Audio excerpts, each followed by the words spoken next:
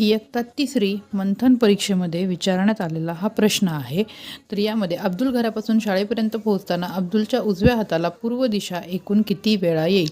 तर पहिल्यांदा हा पूर्ण प्रश्न व्यवस्थित वाचायचा आहे. अब्दुलच्या उजव्या हाताला पूर्व दिशा एकूण किती वेळा येईल? तर पूर्व दिशा कधी येईल अब्दुलच्या उजव्या हाताला? ज्यावेळी तो उत्तरेकडे तोंड करून उभा असेल त्यावेळेस त्याच्या उजव्या हाताला ही पूर्व दिशा येणार आहे. तर आता आपण जर पाहिलं तर तो घरापासून निघालेला आहे, बरोबर आहे. तर घरापासून निघाल्यानंतर त्याचं जे दिशेला आहे आपल्याला उजवा हात असं सांगितलेलं आहे, त्याच्यामुळे ही दिशा येणार नाही. त्यानंतर तो इथे वळल्यानंतर असा तो डाव्या हाताला वळाल्यानंतर त्याचा जो काही उजवा हात आहे तो खालच्या बाजूला म्हणजे कुठं येतोय? दक्षिणेला, त्याच्यामुळे इथंही येणार नाही आहे.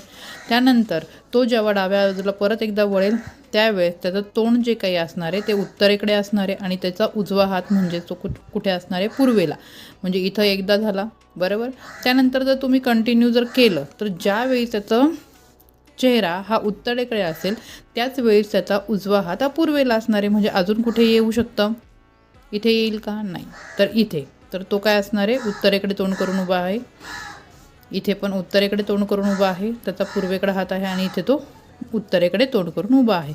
म्हणजेच 4 वेळा काय असणार आहे? तर त्याच्या उजव्या हाताला पूर्व दिशा ही येणार आहे.